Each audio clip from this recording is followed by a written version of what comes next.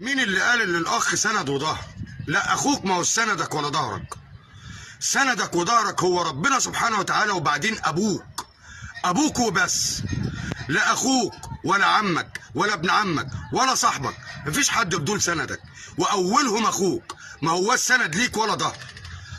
في اخوات بتتمنى ان هي تدوسك، بتتمنى ان انت تموت وانت حي، فاخوك ما هو سندك.